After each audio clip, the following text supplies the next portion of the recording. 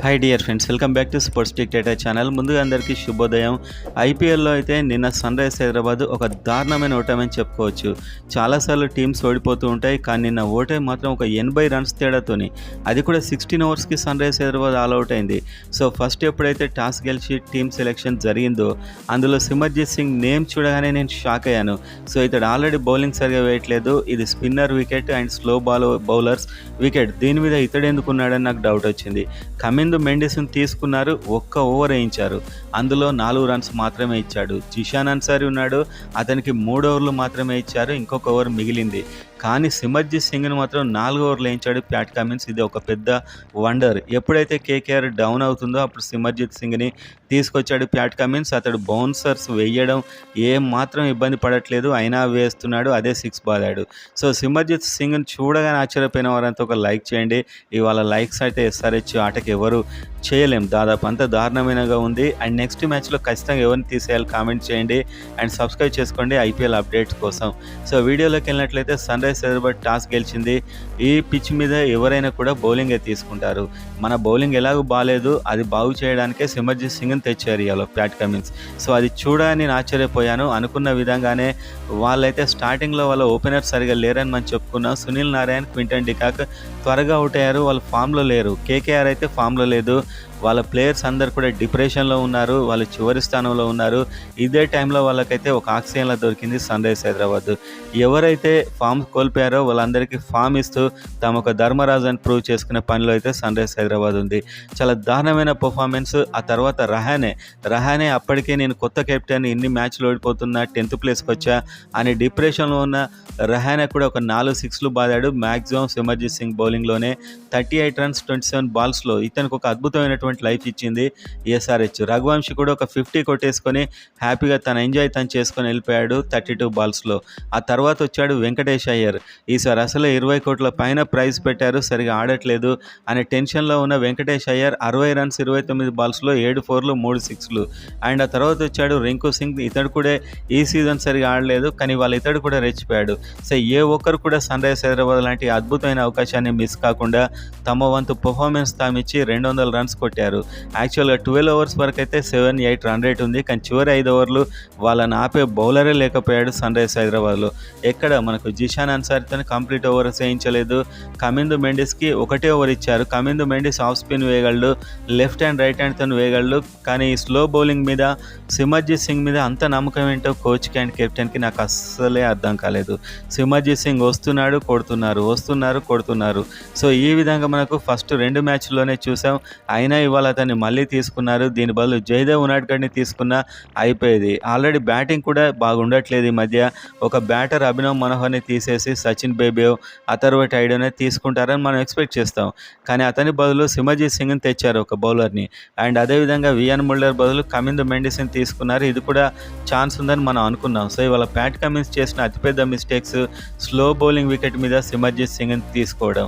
అదేవిధంగా కమిందు మెండిస్ ఒకటే ఓవర్ వేయించడం, ఇంకా 3 ఓవర్లు అతనితో వేయిస్తే ఒక్క వికెట్ అయినా తీసేవాడేమో. నాకు తెలిసి వెంకటేష్ అయ్యర్ని అవుట్ చేసేవాడేమో రెగ్యులర్గా వెంకటేష్ అయ్యర్కు ఇతనితో బౌలింగ్ చేపిస్తే.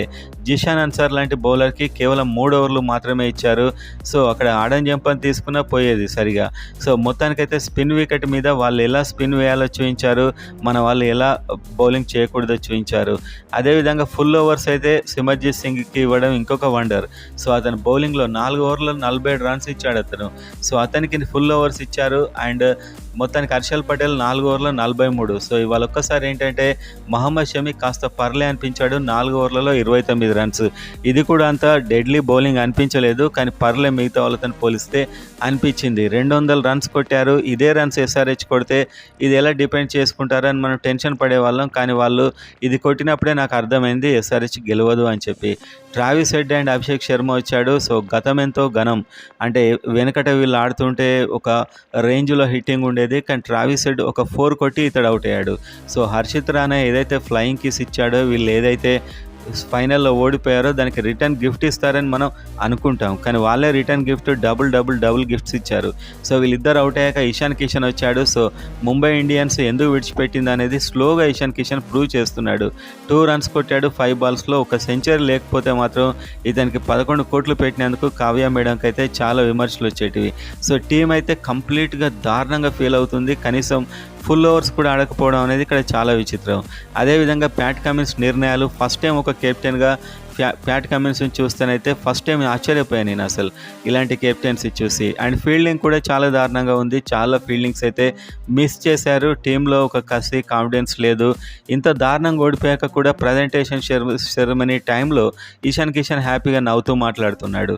అండ్ అదేవిధంగా మనం చూస్తే వియాన్ ముల్డర్ వీళ్ళంతా నార్మల్ మాట్లాడుతున్నారు. కానీ ఇషాన్ కిషన్లో ఆ బాధే లేదు.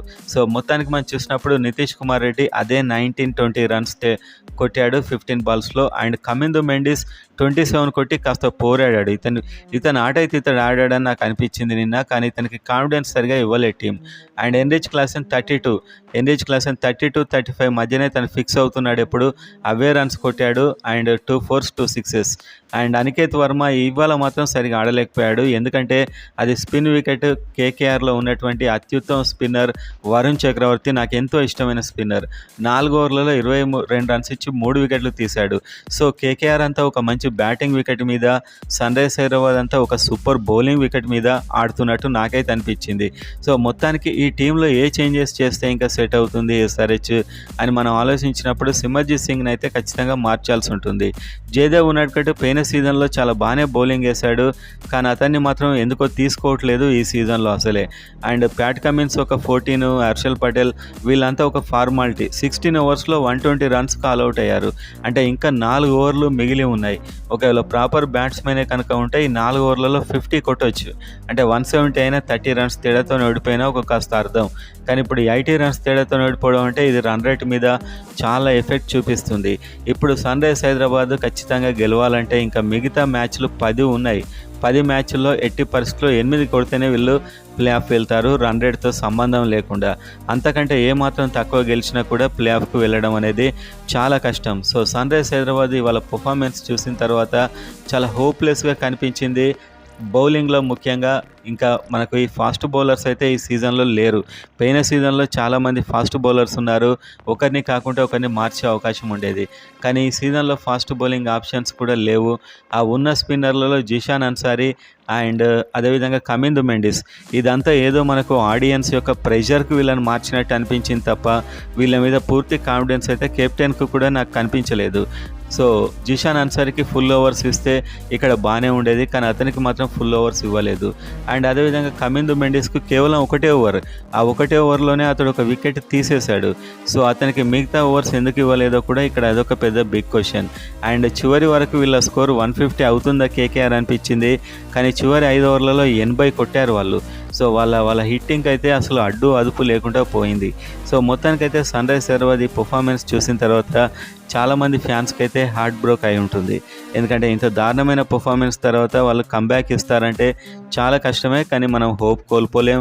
Travis Head and Abhishek Sharma and Ishan Kishan వీళ్ళంతా ఫామ్లోకి వస్తారని ఆశిద్దాం. సో మొత్తానికైతే బ్యాటింగ్ అండ్ బౌలింగ్ 2 కూడా దారుణంగా తయారయ్యాయి. ఒకప్పుడు బౌలింగ్ లేదనుకున్నాం, కానీ ఇప్పుడు బ్యాటింగ్ కూడా లేదు.